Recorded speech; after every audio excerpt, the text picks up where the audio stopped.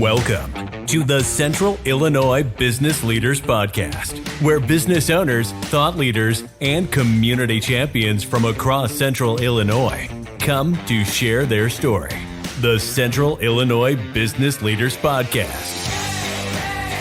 Anything less would be uncivilized. What's up, Central Illinois? It's Derek Hayden. I'm here with Garrett Ulmer. We are your hosts for the Central Illinois Business Leaders Podcast, powered by Zambu. Zambu is a delicious grapefruit or wildberry vodka-based spirit infused with the Brazilian buzz button. It's smooth, tasty, and leaves you with a signature tingle. Learn more at zambuliquors.com. Zambu, taste the tingle. All right, Central Illinois, let's introduce you to today's guest. Today's guest has 25 years of leadership experience. She's a certified professional coach. She is a leadership development coach at LMI Central Illinois and Central Maine, and is the president at Impact Leadership Group, which is a company devoted to developing leaders to their full potential, and the results are guaranteed. Central Illinois, please welcome to the show, Karen Shorey. How are you doing, Karen? I'm doing great. It's so good to be on here today. Well, we're happy to have you on. So, absolutely. Yes. Before we get too far into the show, I'm going to go ahead and kick it to Garrett, and we're going to take you through our speed round. So, Okay. Garrett, go ahead and take it over. Perfect. It is 6 of the toughest questions you're probably ever going to have to answer. So we hope you're prepared. And if you're ready, we'll go ahead and proceed. I'm braced and ready. All right. The first concert that you ever attended. Oh my gosh, Carmen. I Oh, that's great. That's Nice. a first. I don't think we've heard that one yet. Yep. Favorite movie. Oh, August Rush. Okay. Yeah. Favorite ice cream flavor. Oh, I'm gonna go with chocolate peanut butter. Anything chocolate peanut butter, but sadly, I can't even eat ice cream anymore. Oh, Oh, no. no. Stupid What- dairy intolerance. Oh, no. Gotcha. That's a tough Well, one. we apologize for that question then. You can eat it for me though. Perfect.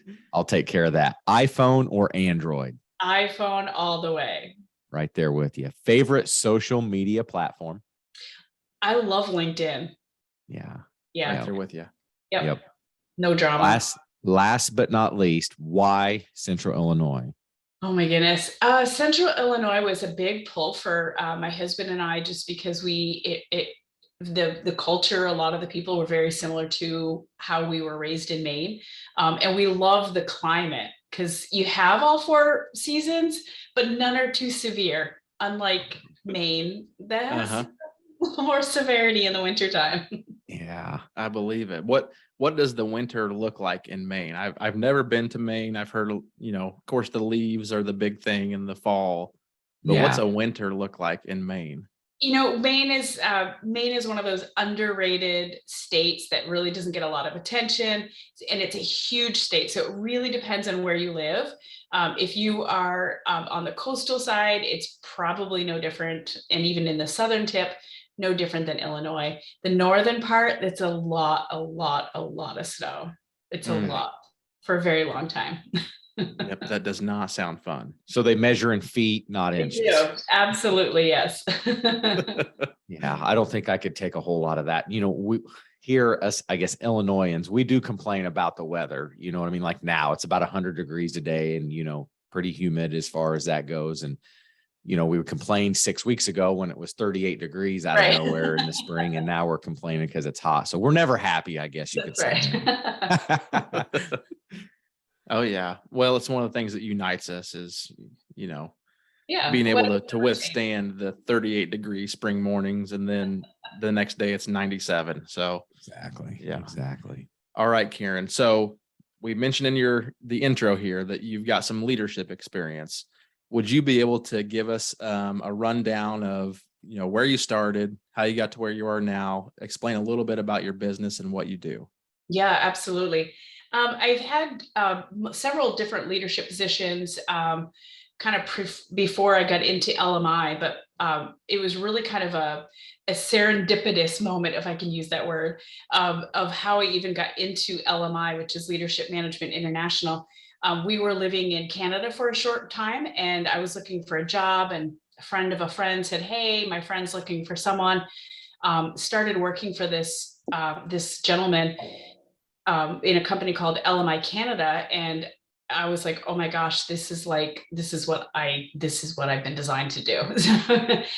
Started working underneath him. He trained me to do every part of the business. And so when we moved back to Central Illinois about 7 years ago, I had to do what it took to get back into this company because it didn't feel like a job any longer. It felt like I was actually taking my skill sets and my gifts and just having fun. And so, so I have done like all sorts from, working in administration in hospitals to always lots of leadership roles in my volunteering at church and things like that. But LMI was probably just like the pivot point of my life. And I haven't really looked back. It was a bit of a scary jump, but I don't regret anything. So very cool.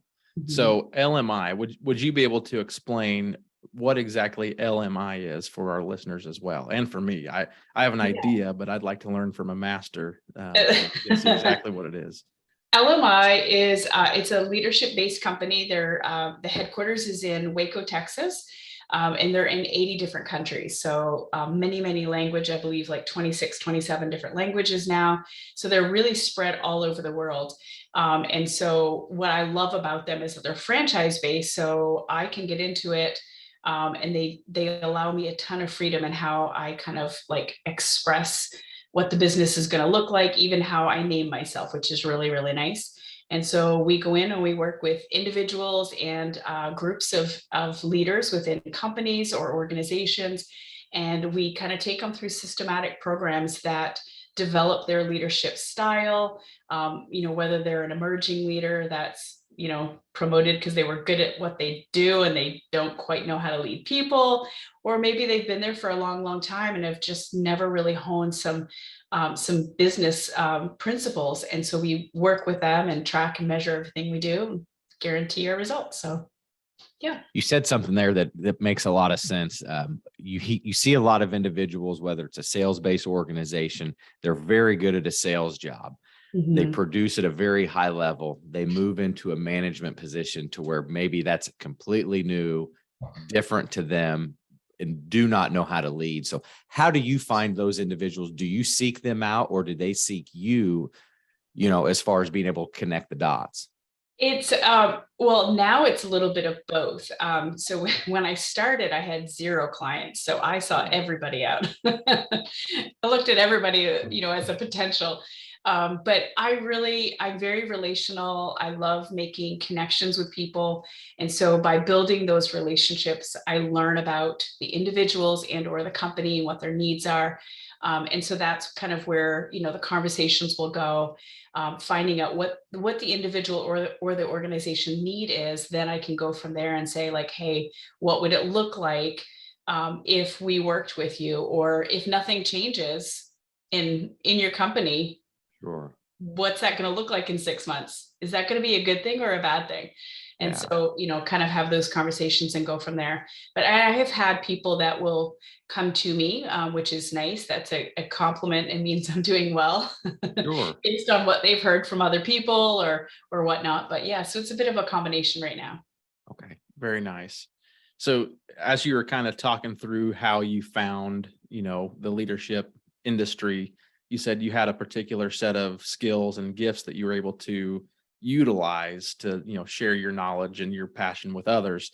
What are those skills that you feel that you have that you're able to use in this new role, or in this role that is leadership, I guess you would say? That's a tough. I don't like talking about me. I really care. I truly care for people. I think that's huge.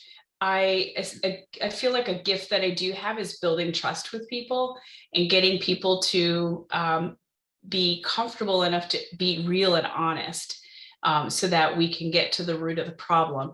And then also being able to take maybe some concepts that felt kind of like up here and break it down into something tangible.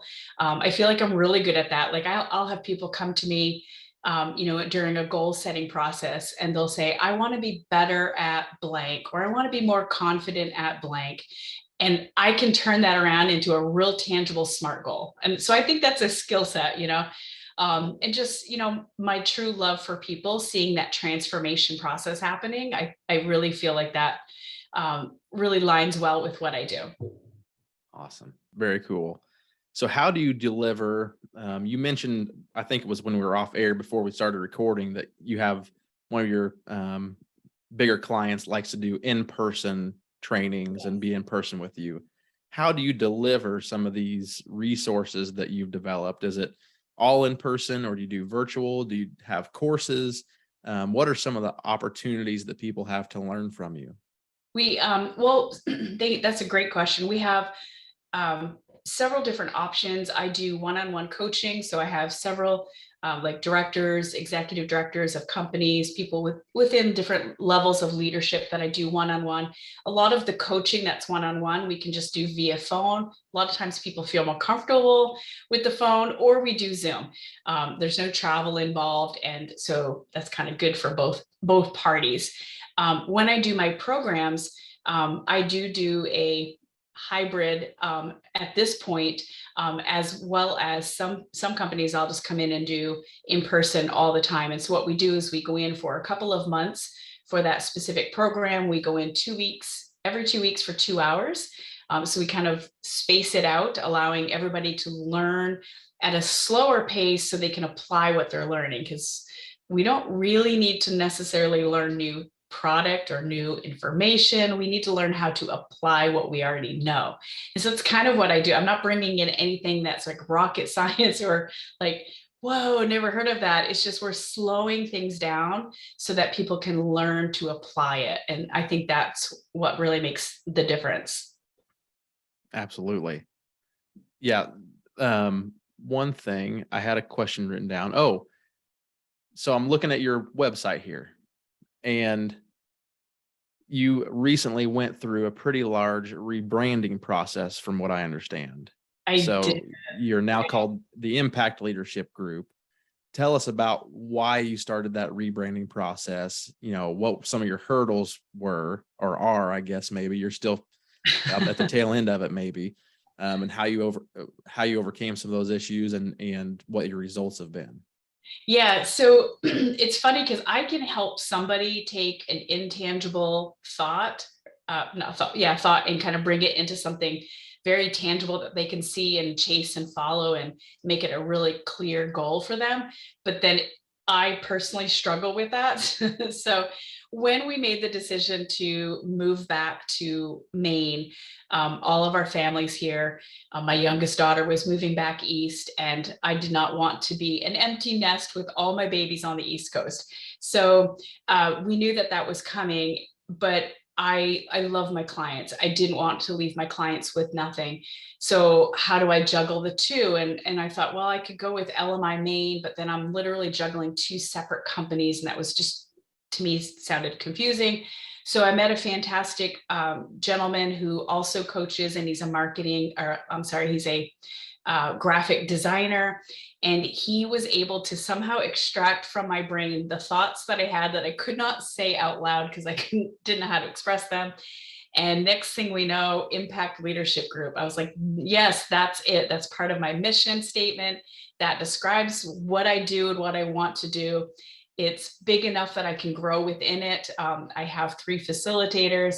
I have one facilitator that's in New York State, Illinois, now Maine. And so it really encompassed everything I did. So my challenge was communicating it to all my clients.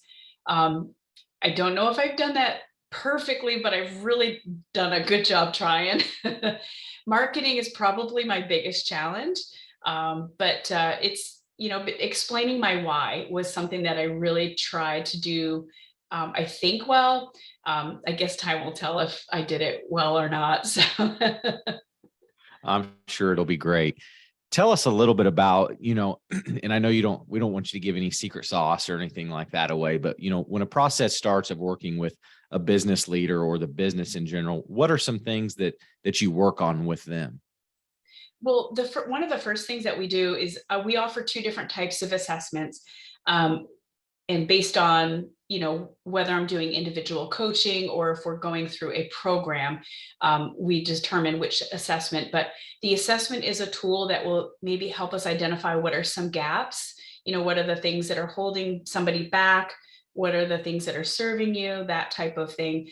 And then we basically we help them set a goal, a concrete goal, so that serves as a point of measurement for us as well. Like, did we, come good on our promise to the company?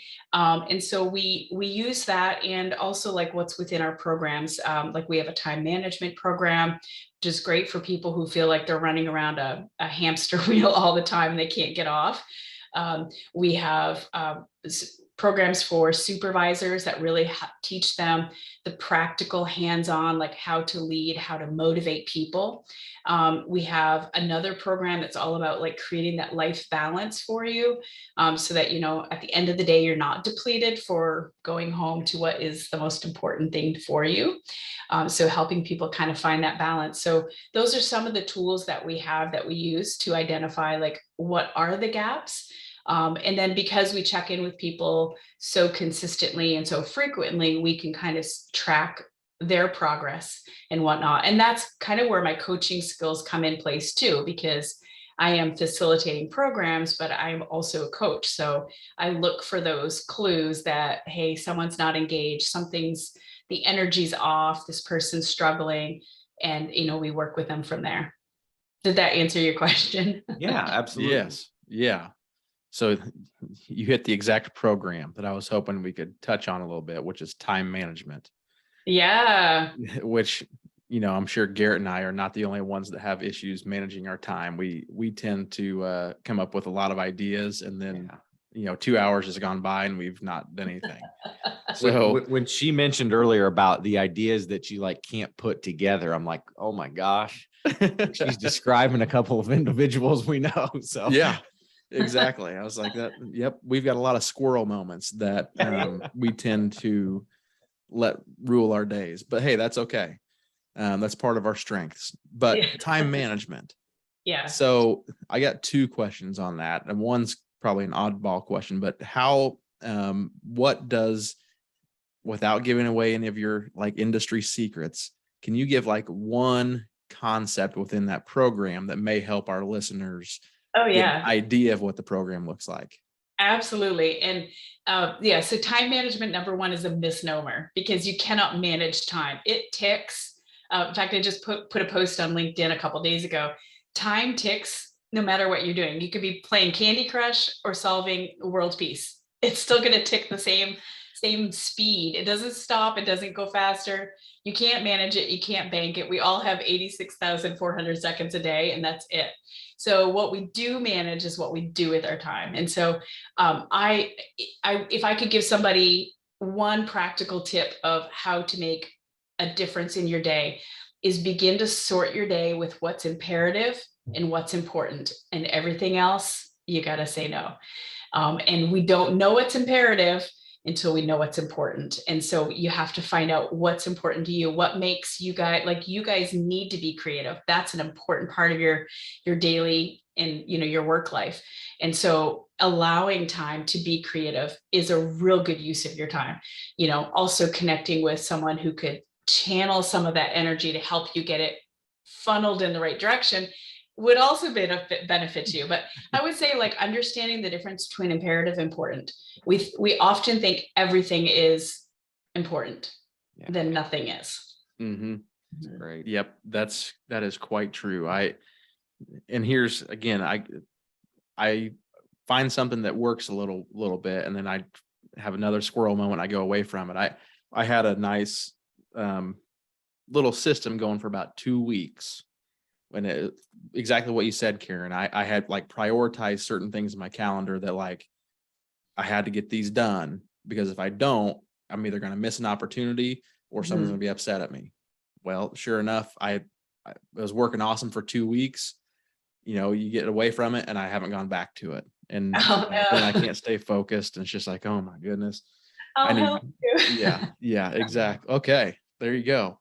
So I think the most powerful thing there is you have to determine what is important and what's not, and, Mhm. and it's tough. And I know, even for us in the industry that we both work in is saying no or putting something on the back burner that doesn't need to be at the top shelf right now or right in front of you, on the hot plate. So it's tough to itemize those sometimes, because we know that sometimes other individuals think that it needs to be done right now and right this second, when there are other things we need to take care of that are really more important than that issue at that time. Yeah, absolutely. And it is hard to say no. I think most of us as humans, we're hardwired to help. So when someone Yeah. comes to us, my husband used to have a shirt that says, sorry, it's not my emergency. I'm not dropping everything.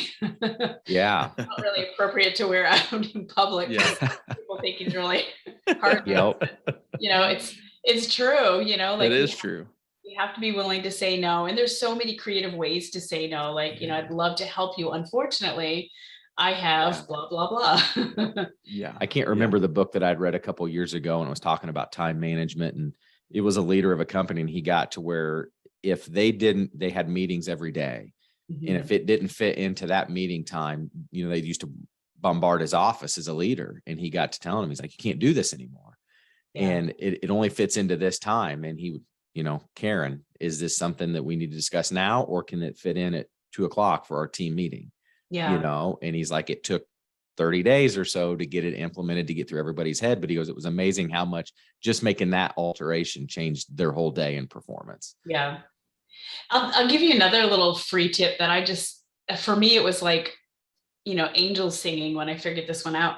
But have, like, whether it's however you plan and order your day, whether it's a planner or a bunch of sticky notes or whatever it is, a notebook, put down, like, somewhere in the corner, maybe make a list of, like, the people that you talk to every single day often, and even, like, your significant other. And then as thoughts come through your day, especially when you're being creative, you're planning something, and then all of a sudden you're like, oh shoot, I got to get milk today. I got to call so-and-so to pick up milk. Don't stop and call them. Just write milk and their name. And then later, when you're done your creative stuff, you go back to it and you have all this stuff, written down, whether it's business information or, something for work, or whether it's something, as simple as I need to get milk on my way home, and maybe I'll call my husband or my significant other, and so just grouping those little tiny things that interrupt the squirrels that go crazy inside of our head, put it down on a piece of paper and keep going with what you were working on. And that actually will save you a lot of time. That's great advice, because that'll help me tremendously, because I so often do just exactly what you said, which is not what I should be doing. I can be in the middle of an email, and then the squirrel pops up of something else. Hey, I need this. And then you almost spend 5 minutes just diluted with where was I at? What was I doing? Why am I not, and then it takes you another 10 minutes the easiest to get thing back to on do track. from there. Yeah. The easiest thing to do from there is just go ahead and check your Facebook, because, you might as well at that point. True. They say for every minute you're interrupted, you've lost 20, because it does take you 20 minutes to get back into that groove. That is so true. And before you know it, an hour's gone, an hour and a half is gone, and you never even accomplished the initial small task. You're on Facebook now, and you're like scrolling to see what Gertrude's aunt's dog. That's exactly right. Man, you have explained me to a T today, and I don't feel good about it. So awesome. So, kind of off of Garrett's idea there, do you have any good book recommendations for time management, or have you written a book by any chance, or does LMI have a book? Ooh, maybe I should. You should. Yeah, gee, I'll add that to my bucket list. No, I don't have a book, but there's a couple of books that I always recommend to people. Atomic Habits is a great book. And now I can't think of James, and I can't think of the last name. Thank you. Another great book, it's more on communication, but it's called Never Split the Difference by Chris Voss with a V. Oh my goodness, that was an eye-opening. Like, if you don't like confrontation, which is me, you need to read that book, because it's amazing and just so powerful. So that's a great book. There's another simple book that LMI does promote, and it was written by our founder and Ken Blanchard. Ken Blanchard wrote Who Moved My Cheese and the 1 Minute Manager. And they co-wrote this book together called No Can Do, like no, like I understand, no, Mm-hmm. no can do. And what's the difference? I know it, I'm not doing it. Why? How do I get the can going on? So no can do. And it's a great little book. It's written in allegory style. That's a fantastic book as well, just about the application of take what you know. You don't have to learn something new, just start applying it. Gotcha. Awesome. Yeah. Well, it's funny that you mentioned never split the difference, because Garrett and I, and I know I personally, I first listened to an audiobook back in 2016 or 17. Okay. It was early on. And then I got the book and read it, then listened to it again. And then Garrett and I both, read it, and we use it in our industry on a daily basis. I mean, multiple times a day. And it's such subtle tactics that the people that you're working with don't realize the tactics you're using. And you get so used to using them that I don't even realize that I'm using them anymore. My wife will say, hey, she's learned it enough. She's like, hey, you're trying to do a negotiation tactic with me right now. I'll be like, negotiation tactic? So if you read the book, listeners, you know what you would the bossisms, as we call it. Yeah, it's so true. Life is a huge negotiation. Like, I mean, if you have children, you're negotiating with your toddler. Yes. Like, you go get the book. Yes, I agree. So last idea before we conclude the episode here, you mentioned energy leadership coaching. Yeah. Tell us a little bit about energy leadership coaching. That's what I love that the most. So energy leadership coaching is really focusing on the individual's energy. We all have energy. We all experience different levels of energy throughout the course of our day. We can feel stuck. We can feel angry. We can feel like, whatever, it's fine. Although if your wife says it's fine, it's not fine. We have the energy of like, we want to serve, we want to help people. Some people have this great energy where everything they see is just an opportunity. And it's just, I love to be around people like that because it really helps me. It sparks that creativity in me. You have other people that they just can seem to be in the flow, and there's so much synergy working with them. And then I just explained 6 levels. The 7th level of energy is just a place where there's like zero judgment. You kind of feel like you're at one with everything. It's that bird's eye or eagle eye view of life. And you're like, oh, okay, I can relax. I can just let things go. And so understanding where people are in their energy level and how it impacts their productivity. So if you go to work and you're working with someone and they seem to trigger you, and you just like, you want to say lots of things, but you can't. And then you get frustrated and you're like, whatever, I'm not even going to bother. I can't please my boss anyhow. You're stuck and your productivity level just tanked. So understanding that, it's like, okay, wait a minute, I can't control anything around me, but I can control me. I can control how I show up. So energy leadership coaching is all about helping people to understand where they are, where they want to be. Is that level serving you? Is it holding you back? And so we use an assessment that Forbes lists as one of the top 3 assessments every leader should take. It's fantastic. It's uncannily, is that a word? Uncanny in how it is now. Yes. we use new words all the time. Good, because I make them up as I go along. But it's such a great assessment, and it really helps you see like how you function when things are well, and then how you show up when you're stressed. And then what do you want to do with that? So that's what I love to do. I love to see that shift in people and see them be able to take a situation that maybe normally they couldn't change, and then all of a sudden they just change them and everything's different. Awesome. Very cool. And you have a program based around energy leadership coaching within Impact? I just coach. That's part of the coaching process. Okay. That I have an assessment that I use, and then I just kind of coach the individual based on what their needs are. Perfect. Very nice.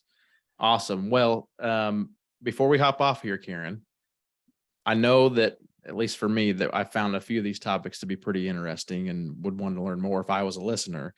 Where can our listeners find you online? How can they contact you? How can they learn more about your programs?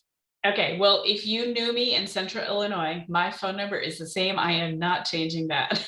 So there we go. My phone number, do I put that out there? I don't know if I put that out there, but impactlg.net is my website, or Karen at impactlg.net is my email. Or if you, I don't know, they could write in, you can give them my phone number. I don't care. Yeah. Spam calls, it probably would even out. Exactly. So, very nice. And you mentioned LinkedIn as one of your favorite platforms in the speed Yeah. round too. So I know that's where we initially connected. Yeah, So I do have like a Facebook page and Instagram, but to be honest with you, I try to avoid, just because it's a black hole. And then I'm like, why was I even on here in the first place? So LinkedIn is probably a good place to find me. Great. Perfect.